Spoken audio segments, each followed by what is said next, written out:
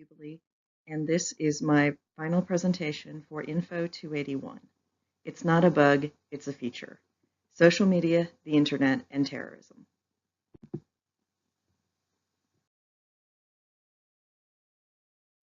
On March 15, 2019, 50 people were killed in 2 consecutive mass shootings in Christchurch, New Zealand.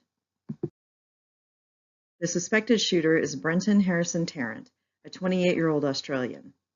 According to several news sources, Tarrant not only live-streamed the first 17 minutes of the attack on Facebook Live, but later the video was reposted on video streaming sites like LiveLeak and YouTube. Facebook, YouTube, and other social media platforms were criticized by government leaders for not stopping the dissemination of the video more quickly.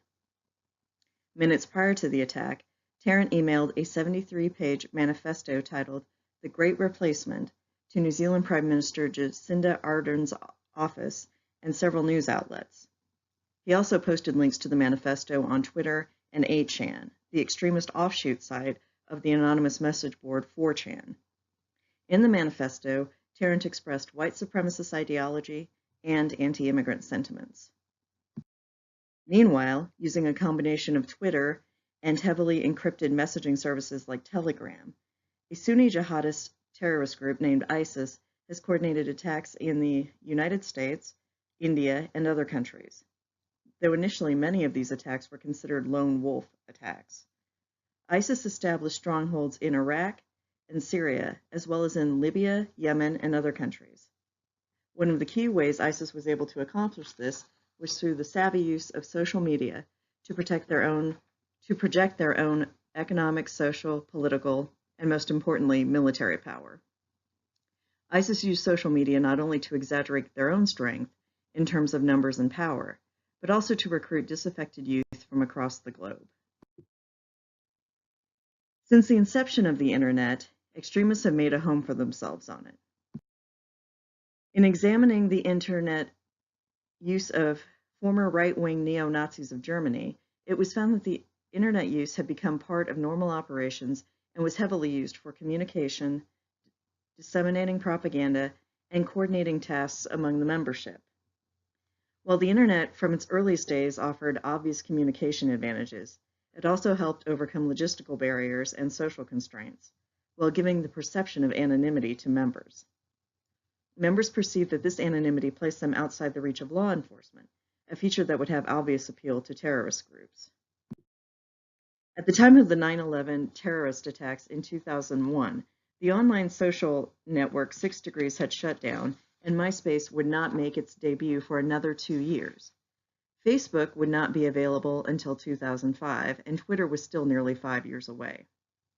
Terrorist attacks were not a new phenomenon on September 11, 2001, and like those before them, the 9/11 attacks took place in a world without Facebook, YouTube, or smartphones.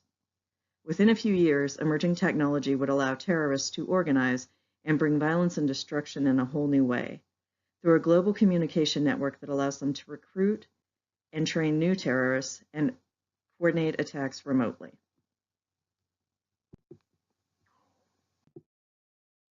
The significance of terrorists' internet reach is partially determined by the aims of their use. What are they hoping to accomplish, and how successful have they been in achieving those aims? For an answer to these questions, ISIS's success in recruiting Westerners provides a valuable illustration. First reported in the media and scholarly publications in 2014, the phenomenon of people, often, but not always young, leaving their homes in well-off Western countries to join the Mujahideen in Iraq or Syria, or to become ISIS brides, as the women joining the movement were labeled by the media, was a phenomenon made possible by the internet and social media. Social media's instant global reach is perfect for reaching young, disillusioned Westerners vulnerable to radicalization. In other words, ISIS's target audience. In its digital world, ISIS created an online community for them, and later showcased the recruits themselves as propaganda tools, which in turn helped recruit more Westerners, creating a self-reinforcing feedback loop. In addition to sharing the gory images with which Westerners associate ISIS, the recruits shared images of their tranquil, purpose-filled new lives in ISIS territory, creating appealing tableaus for young Westerners seeking identity and belonging. According to King's College London's International Centre for the Study of Radicalization, 41,490 foreign citizens joined ISIS in Syria and Iraq between April 2013 and June 2018. 13% of these recruits were women, and now that many of them are repatriating or attempting to repatriate to their home countries, their role as, quote, ISIS brides has been challenged. Evidence, much of it gathered from social media and the internet, suggests that women recruited by ISIS took part in ISIS-linked terrorist plots in countries such as Morocco, France, Kenya, Indonesia, and the US, creating questions as to whether they pose a continuing security threat. Meanwhile, ISIS-linked terrorist attacks continue, from India to the UK to Russia. Targeted attacks that rely on secretive networking and surveillance, both of which are made easier with internet technology, have allowed ISIS to maintain their destructive powers, as the world saw during the Easter Sunday bombings in Sri Lanka several weeks ago. Given the threat of terrorism and the visibility of internet and social media campaigns, there has been no shortage of discussion as to the causes and impact of terrorist online activities. An early entrant was Vital and Kegel's 2014 paper for Defense Horizons, a publication of National Defense University. Titled A Time to Tweet as well as A Time to Kill, ISIS's Projection of Power in Iraq and Syria, Vital and Kegel recognized the power that ISIS had gained through its skillful use of the internet and social media, which allowed it to establish a caliphate, a goal that eluded competing, arguably larger and better funded jihadist groups like Al-Qaeda. Vital and Kegel describe ISIS's social media campaign as, quote, sophisticated and multidimensional, asserting that this may have been the factor that set them apart from competing jihadist terrorist sects and was responsible for their recruiting success.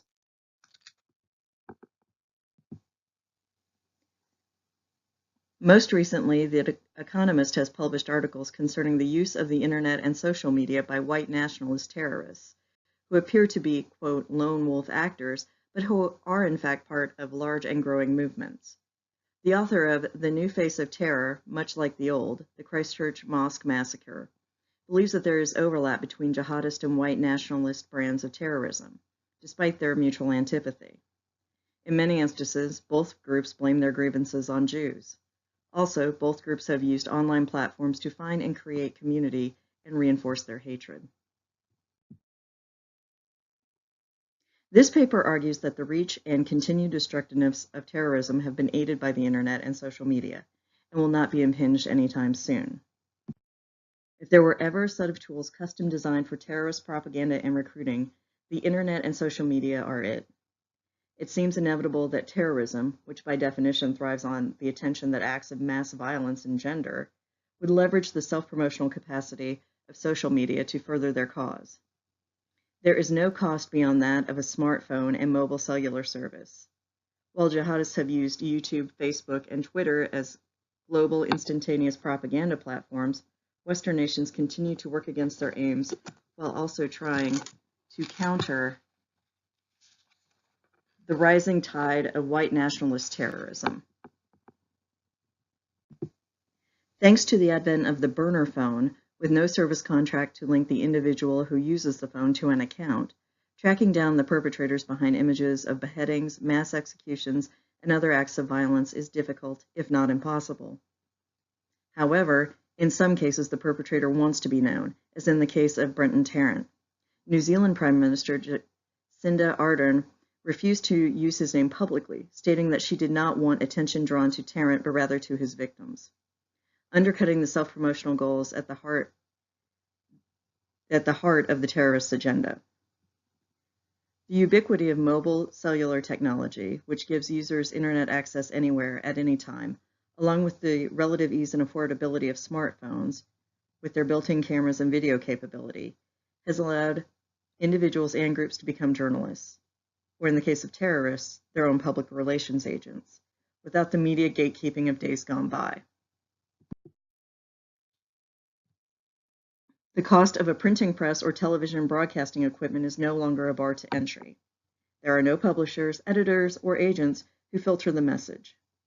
The democratizing power of relatively inexpensive video and cellular technology and social media platforms on which to broadcast any message at any time. Promotion is now a do-it-yourself endeavor. Social media savvy, the ability to craft a compelling narrative, and a smartphone with cellular service are all it takes to create a propaganda machine for extremist causes. This machine can be used to raise funds, recruit followers, or coordinate attacks. The same phenomenon that allows teenage girls to amass a fortune creating and posting makeup tutorials allows jihadists to recruit nascent terrorists and white nationalists to find support for their manifestos of hate. Many experts believe that any strategy involving blocking or deleting the digital presence of terrorist groups from the platforms they utilize for their propaganda machine is an impossible goal. Instead, discrediting the propaganda itself is seen as a more realistic and productive aim, because the sheer size and complexity of the terrorist group's digital presence has moved it beyond where it can be effectively removed, though there has been some limited success in suspending ISIS-linked Twitter accounts. According to United States Army General Joseph Votel, tens of thousands of ISIS fighters remain in Syria and Iraq. They have reverted to the guerrilla tactics that have served them well in the past, including bombings and targeted assassinations. These tactics are also well suited to the use of online messaging services like Telegram or even Facebook Instant Messaging, which allow terrorists to coordinate attacks from hundreds or even thousands of miles away. So far, no government has been effective in stopping terrorism-based content from being posted to the internet or shared on social media. And the technologies companies that run these platforms have also had limited success in decreasing terrorism's online footprint. Currently, New Zealand Prime Minister Jacinda Ardern and French Prime Minister Emmanuel Macron are developing plans to help create an agreement between governments and technology companies to keep violent extremist content, the kind associated with terrorism, off the internet. So far, though, plans are vague in terms of what internet and social media companies will be asked to do and whether it is even feasible from a technical standpoint. There may be solutions for ending terrorism. However, deleting its online presence does not appear to be an option in the foreseeable future.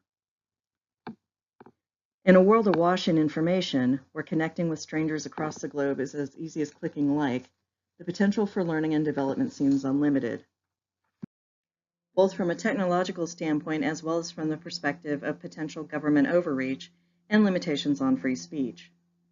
Also, the collateral damage that such enforcement could create needs to be carefully considered. The same live streaming technology under scrutiny since its use by the alleged Christchurch shooter has also been used to document cases of police brutality that would not have been exposed otherwise. Meanwhile, ISIS recruits from Western countries are being repatriated after the end of the ISIS Caliphate, where they face possible prison time and their home countries face questions regarding the security risk these returned citizens, many radicalized and recruited via the internet or social media, will pose to their country of origin upon their return.